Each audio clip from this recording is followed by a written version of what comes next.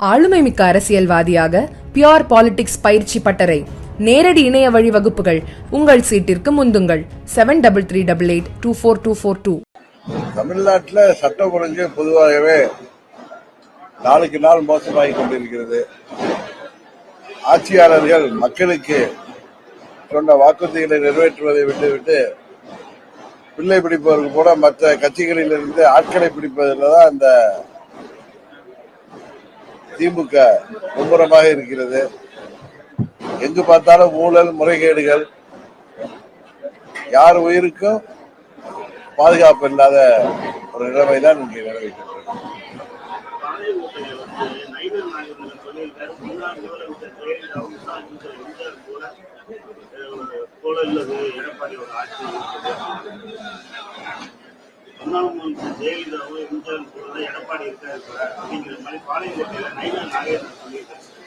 எனக்கு தெரியல, பட் ஒண்ணு நீங்க சொல்றதுல இருந்து என்ன தெரியுதுன்னா, திரு நயினார் நாகேந்திரன் அம்மாவின் தொண்டராக இருந்து அமைச்சராக எல்லாம் இருந்தவர். அவர் பாஜகவின் தலைவரான பிறகு இன்னும் அம்மாவின் தொண்டர் என்ற மனநிலையிலே இருப்பதாகத்தான் நான் நினைக்கிறேன். அது வரவேற்கத்தக்கது. அதே நேரத்தில் புரட்சி தலைவரையும் இதே அம்மா அவர்களோடு யாரையும் ஒப்பிட்டு சொல்வதை அம்மாவின் தொண்டர்களும் தலைவரின் தொண்டர்களும் இன்றைக்கு ஏற்றுக்கொள்ள மாட்டார்கள்.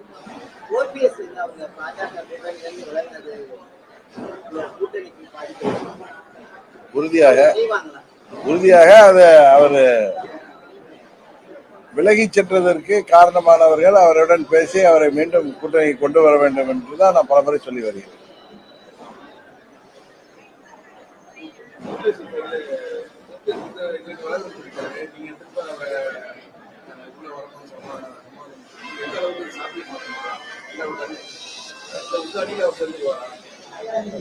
உறுதியாக அவரை சமரசம் செய்து மீண்டும் எங்கள் அணியை கொண்டு வர வேண்டும் என்பதுதான் எங்களது நிலைப்பாடு.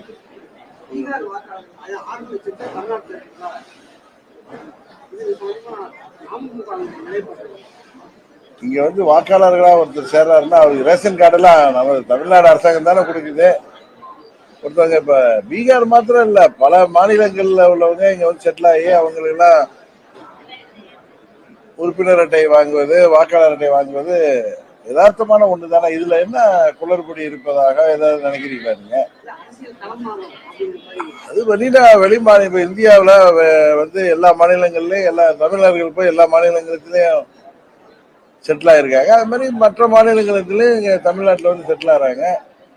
அங்க அவங்க வாக்காளர் பட்டியல் அவங்களுக்கு வாக்காளர் லிஸ்ட்ல இருந்து நீக்கிறப்ப இங்க அவங்க எங்க தங்குறாங்களோ அங்க நம்ம ரேஷன் கார்டுல இருந்து வாங்குறாங்க. இங்கே பர்மனண்டா தங்குறப்ப அவங்களுக்கு வாக்காளர் அட்டை அவங்க ஓட்டர் ஆகிறதுல என்ன பிரச்சனை இருக்குன்னு எனக்கு தெரியல.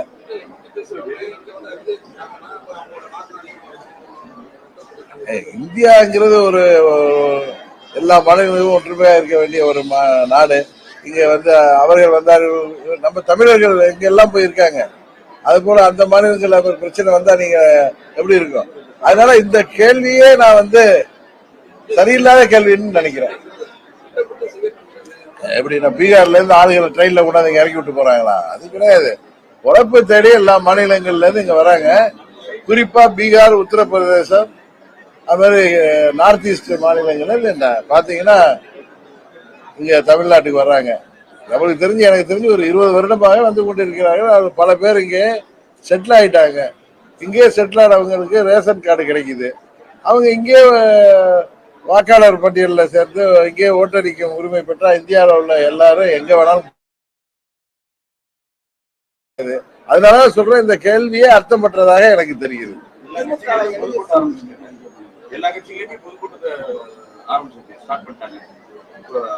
இல்ல, மற்ற கட்சிகள் ஊரா செல்ற மாதிரி தலைவர் செல்றாங்க. நாங்கள் தேவையான பொழுது எங்கள் கட்சி சார்பாக நாங்கள் இது போல மக்களை சந்திக்கிற பயணங்களை தொடர்கிறோம்.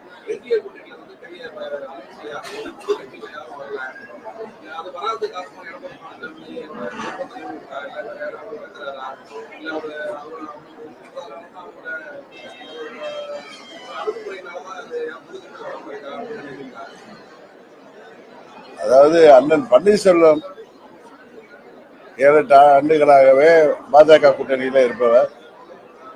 24 தேர்தலில் கூட அவர் சுயேட்சையாக கூட போட்டியிட்டவர்.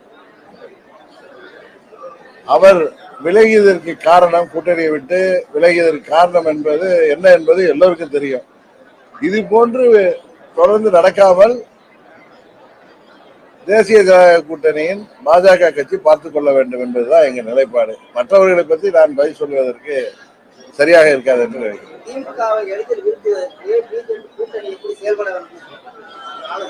முதல்ல எல்லாம் ஒற்றுமையா செயல்படணும். இந்த கூட்டணியில் இருப்பவர்களை வெளியேறாமல் அதை பாதுகாத்துக் கொள்ள வேண்டும். இன்னும் புதிய கட்சிகள் வருவதற்கான முயற்சிகளை செய்ய வேண்டும். இன்னும் கட்சிகள்ல இருந்து பல பேரை திமுக கபலீகரம் செய்வதை தடுப்பதற்கு அவர்கள் விழித்துக் கொள்ள வேண்டும் என்பதுதான் நான் இந்த நேரத்தை சொல்ல முடியும்.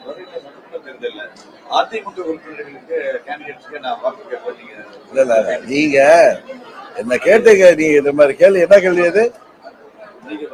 நீங்க கேள்வி வேகமா கேளுங்க, அப்பதான் ரெக்கார்ட் ஆகும். நான் கேட்பேன்னு சொல்ல, கேட்பீங்களான்னு கேட்டாங்க.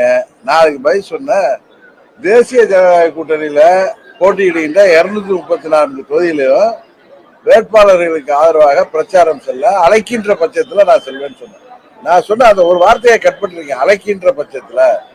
அதுதான் இந்த கேள்வியே நீங்க கேட்டீங்க, ஒரு குறிப்பிட்ட கட்சிக்கு நீங்க வாக்கு கேட்பீங்களான்னு. அப்ப நான் சொன்ன தேசிய ஜனநாயக கூட்டணியில 234 தொகுதிகளுக்கு நான் வாக்கு கேட்க சொன்னேன், அவர்கள் அழைக்கின்ற பட்சத்தில். இதுதான் என்னுடைய பதில்.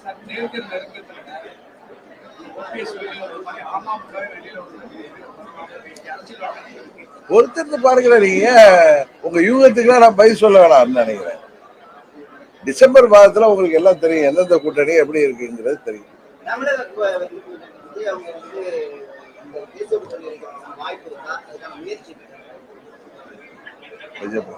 கொஞ்ச காலம் பொறுமையா இருங்க. டிசம்பர் மாதத்துல உங்களுக்கு எல்லாம் ஒரு எந்தெந்த கட்சி எந்த கூட்டணியில இருக்குங்கிற உங்க கேள்விகளுக்கு எல்லாம் உறுதியாக பதில் தெரிஞ்சு.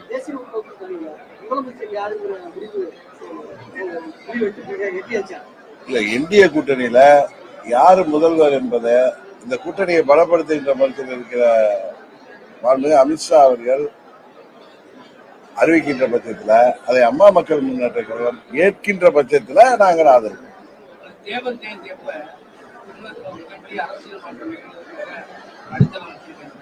யாரு யாரு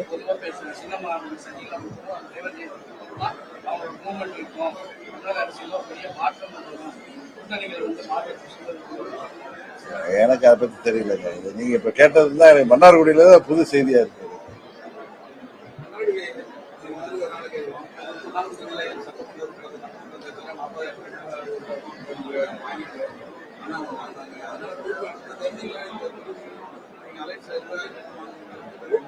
அதாவது மன்னார்குடி போன்று எங்கெல்லாம் எங்களது வேட்பாளர்கள் தகுதியானவர்கள், வெற்றி வாய்ப்பு பிரகாசமாக உள்ளவர்களுக்கு உறுதியாக கூட்டணியில நாங்கள் போட்டியிடுவோம்.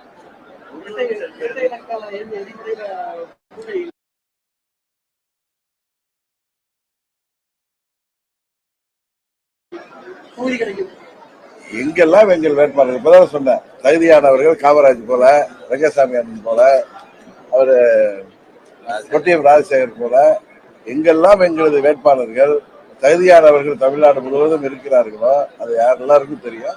அவர்கள் எல்லாம் உறுதியாக இந்த தேர்தலிலே போட்டியிட்டு உறுதியாக வெற்றி பெறுவார்கள்.